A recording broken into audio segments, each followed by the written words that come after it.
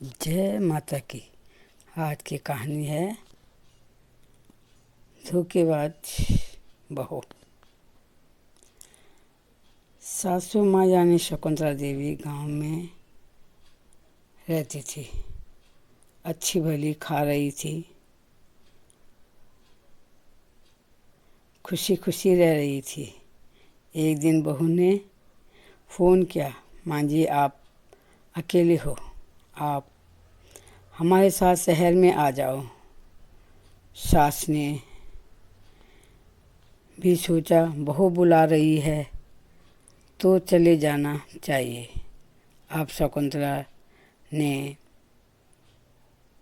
थैले और पोटलियां बांधनी शुरू कर दी। वह सुबह की गाड़ी से शहर चली गई। घर पहुंचते पहुंचते 12 बज गए थे। बहू यानी शोभा बालकनी में बैठी हुई थी। शोभा ने देखा सासू माँ घर तक पहुँच गई। दोनों हाथों में थैले लटका के सर पे पोटली उठाई हुई थी। पसीने से लथपथ बनी हुई थी। शोभा जल्दी से नीचे उतरी और सासू माँ के पैर छुए और बोलने लगी, माँ जी आपने फ़ोन क्यों नहीं किया, हम लेने आ जाते बस अड्डे। शकुंतला बोली, कोई बात नहीं, मुझे रास्ता पता था इसलिए मैं आ गई हूँ। शकुंतला वहीं आंगन में बैठ गई। तब शोभा बोली, माँ जी अंदर कमरे में बैठो, मैं पंखा चला देती हूँ। ठीक है बहू। शकुंतला अंदर कमरे में गई और सोफे में बैठ गई।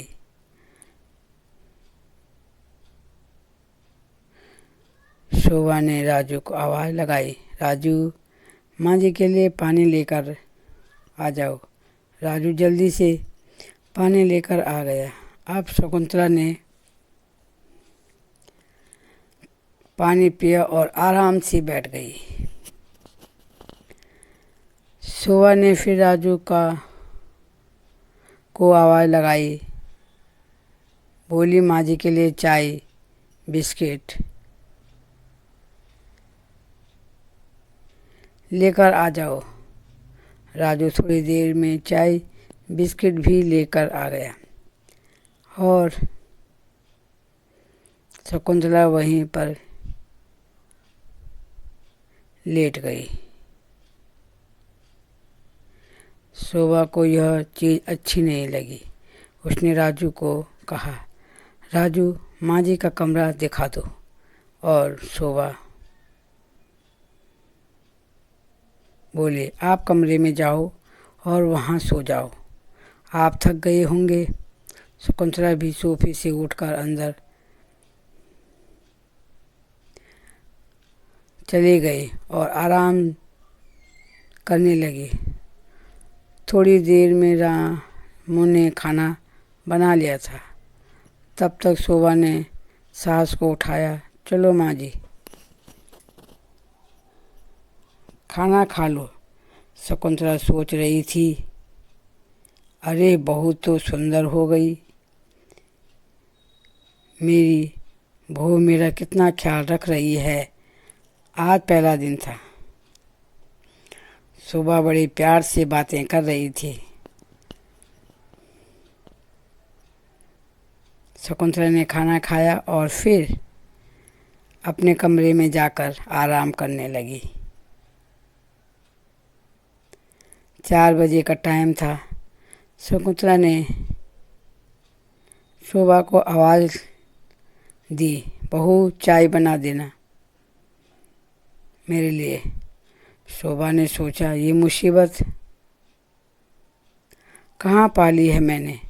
अभी तो शोभा कुछ ना बोली। फिर उसने चाय बनाई और माँ जी को दे दी। शकुंतला बोली, मुझे चाय पीने की बहुत आदत है। अब काफ़ी टाइम हो गया था। शकुंतला ने शोभा से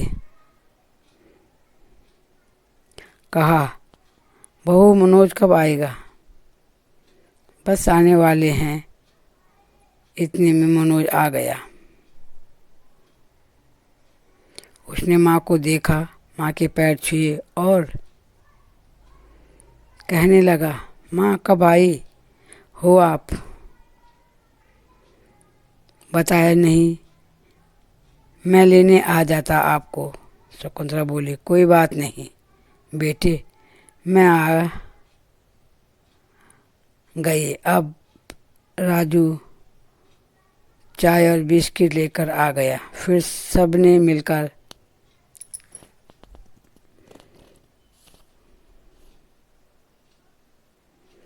चाय पी। मनोज पूछने लगा, माँ आपकी तबीयत कैसी है और गांव में सब लोग ठीक हैं? माँ बोली, सब ठीक ठाक हैं, मैं भी ठीक हूँ। थोड़ा समय बीत गया था।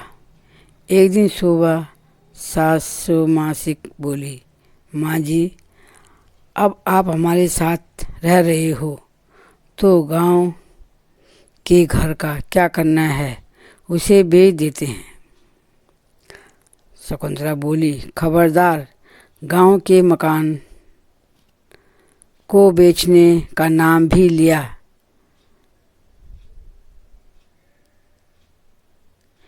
नाम भी नहीं लेना। वो हमारे हम सब का यादों का घर है। वो क्या? मनोज ने बोला, तेरे से घर बेचने के लिए?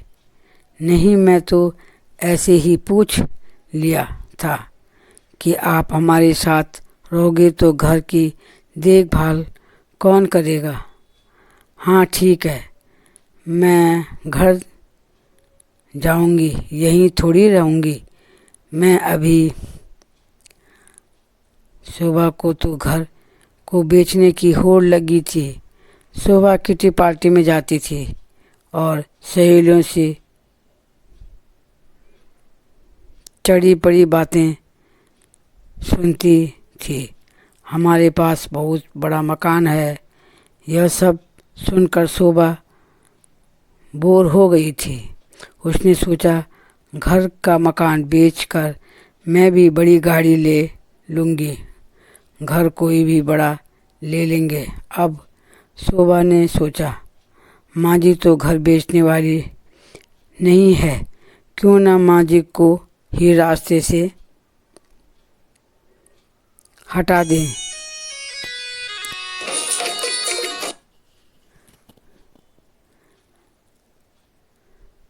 शोभा जैसे कहती मनोज वैसे ही करता।